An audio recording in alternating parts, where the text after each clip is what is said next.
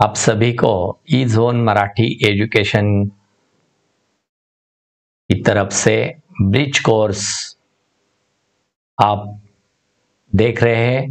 करीब दिन 1 से 14वें दिन तक आप सभी ने ऑनलाइन लेक्चर देखे हैं, तो आप सभी को इस 15वें दिन की शुभकामनाएं देते हुए ब्रिज कोर्स सेतु अभ्यास कसौटी क्रमांक 1 में आप सभी का स्वागत।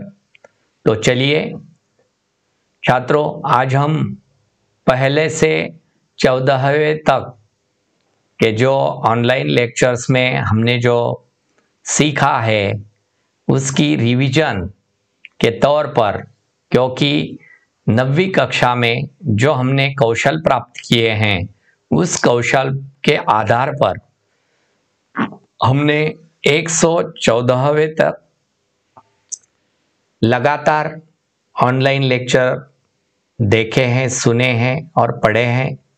इसलिए हम आज पहली कसौटी के तक यानी दिन 15 में आप सभी का स्वागत।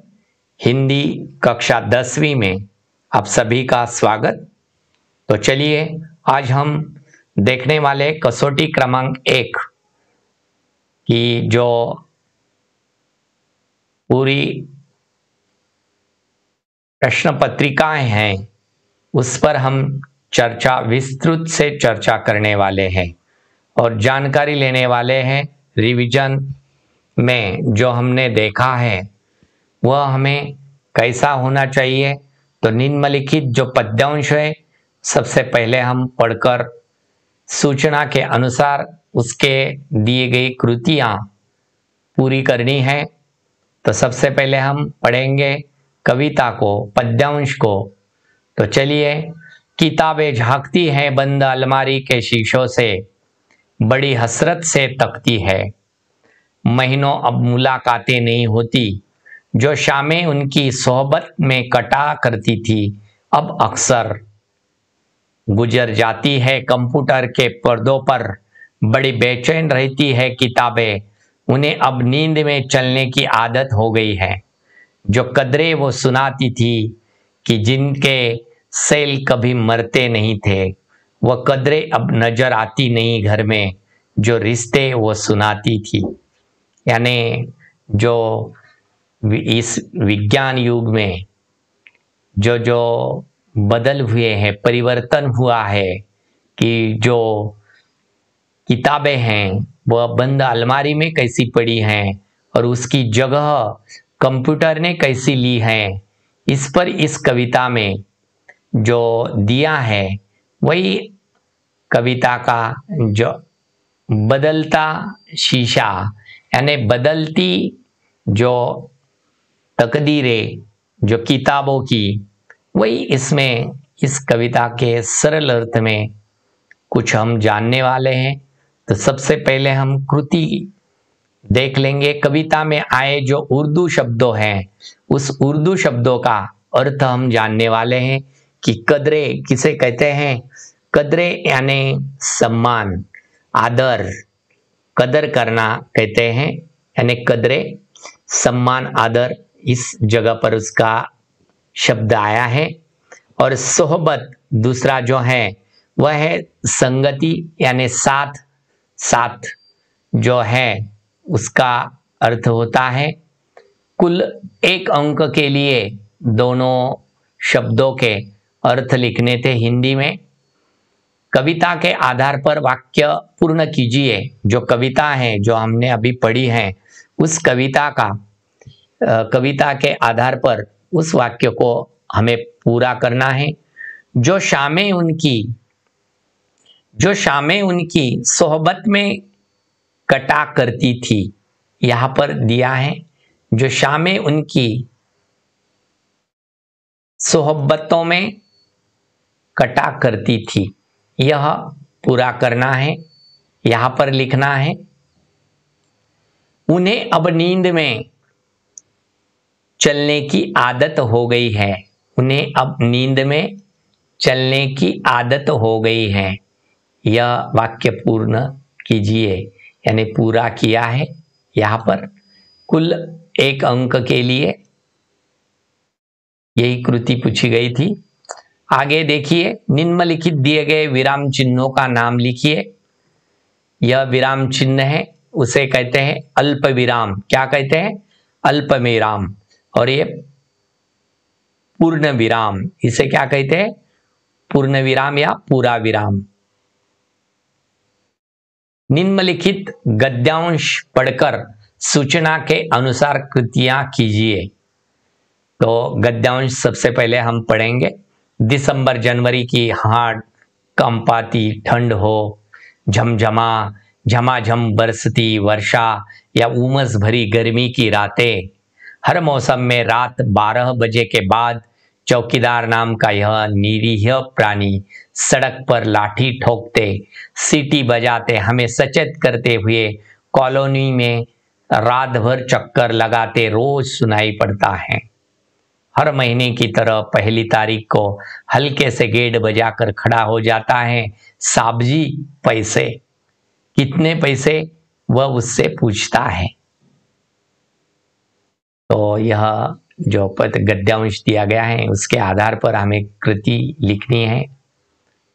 कृति पूर्ण कीजिए। किन्हीं 2 मौसम के नाम। यहाँ पर 3 मौसम दिए गए हैं, ठंड, वर्षा और गर्मी। ये तीनों में से हमें सिर्फ 2 के नाम यहाँ पर लिखने हैं इस, और यह कृति को पूर्ण करना है। कुल 1 अंक के लिए है यह कृति। दूसरा है, ऐसे 2 प्रश्न बनाइए जिनके उत्तर निम्नलिखित शब्द हो। उनके ऐसे 2 शब्द लिखने हैं जिनके उत्तर यही है। तो 2 वाक्य बनाने हैं। पहला वाक्य बन रहा है, रात भर कॉलोनी में कौन रखवाली करता है। रात भर कॉलोनी में कौन रखवाली करता है, इसका पहला प्रश्न बना गया है।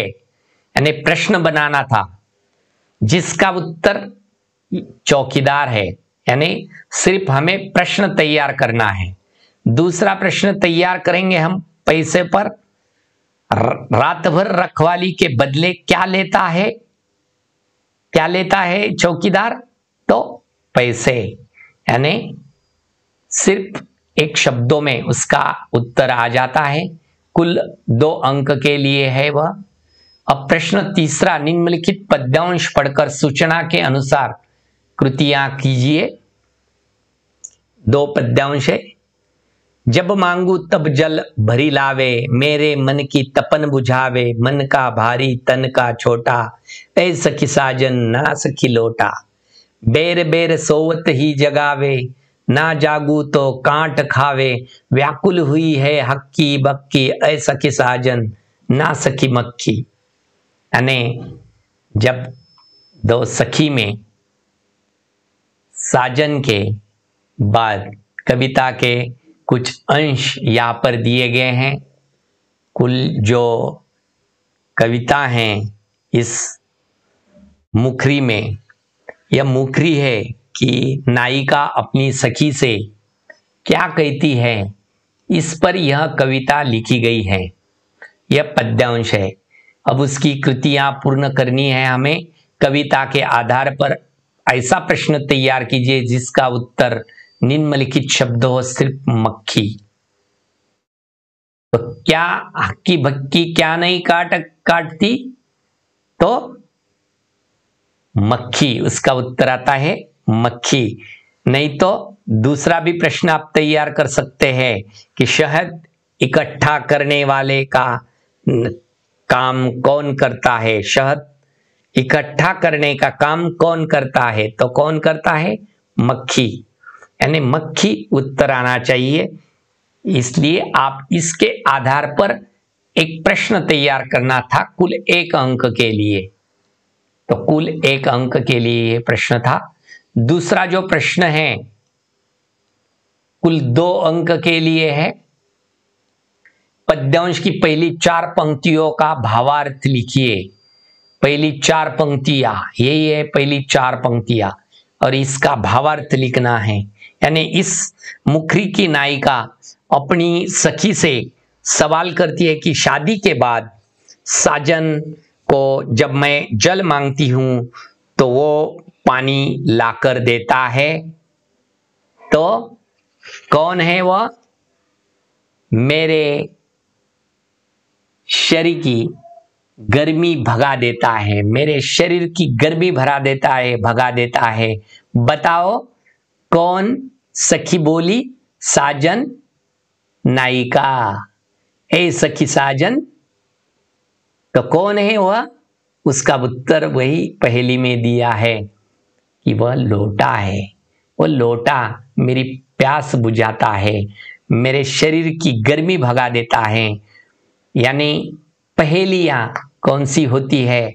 हमने यह 1 से 14 तक दिनों तक जो ऑनलाइन लेक्चर्स देखे हैं, उसमें हमने एक में यानी 12वें और 13वें दिन की जो ऑनलाइन लेक्चर हुए हैं, उनमें हमने पहेली कैसी लिखनी है, पहेली क्या होती है, उस पर रिवीजन की है। तो यह पहेली थी कि जब मांगू तब जल भरी भरी लावे, मेरे मन की तपन बुझावे, मन का भारी तन का छोटा। मन का भारी है वह बहुत बड़ा है और तन का छोटा है।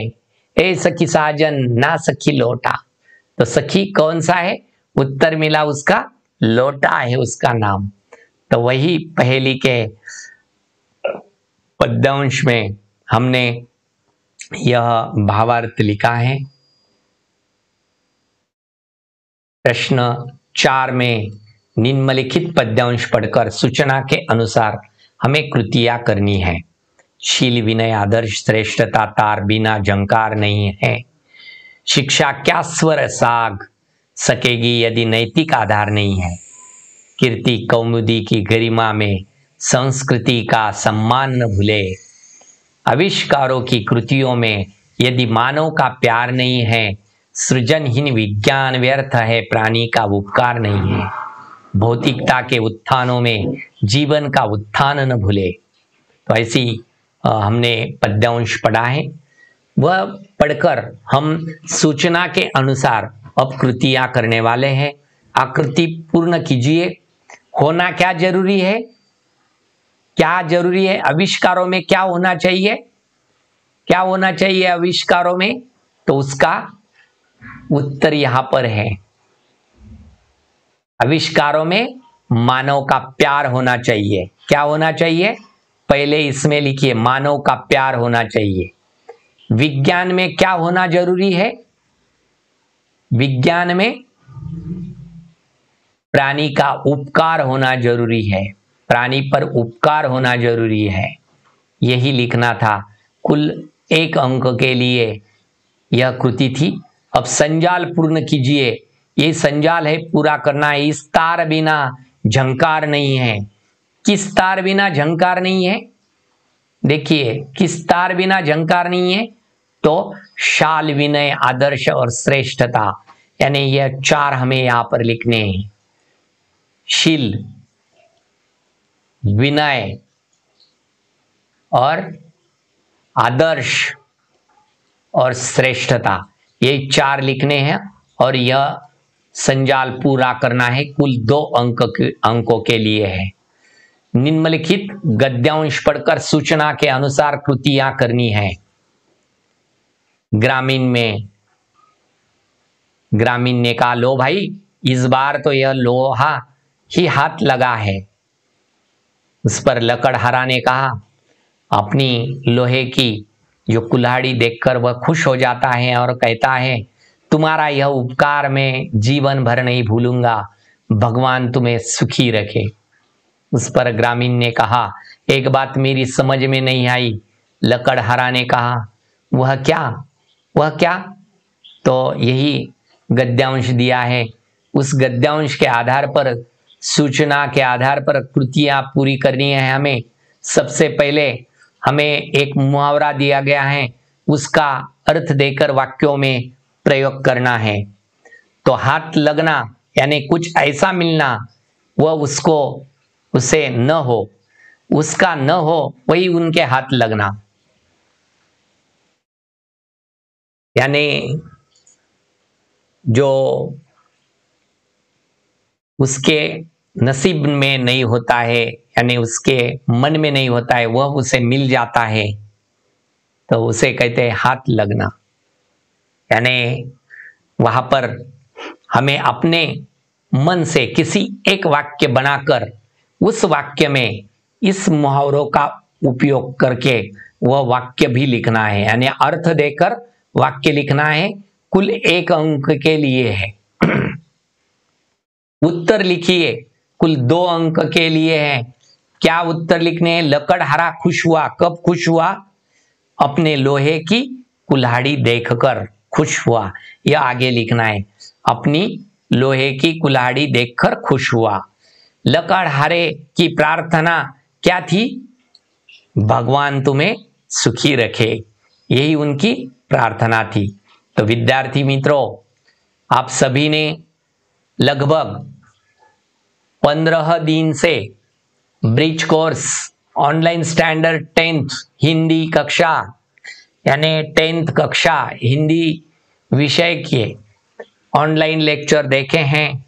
कुल 15वें में आपने एक टेस्ट पर भी ऑनलाइन लेक्चर सुना है, पढ़ा है। अपनी जो आपने पढ़ा है, बाद में आपको कल से और 16 से लेकर 29 तक और आपको यही ऑनलाइन लेक्चर्स इस चैनल पर देखने के लिए मिलेंगे। उसके बाद और 30वें दिन आपको और एक कसौटी 2 को सामने रखकर वही उसके उत्तर लिखने हैं, उसकी कृतियां छोड़नी है, उसकी कृतियां पूरी करनी है।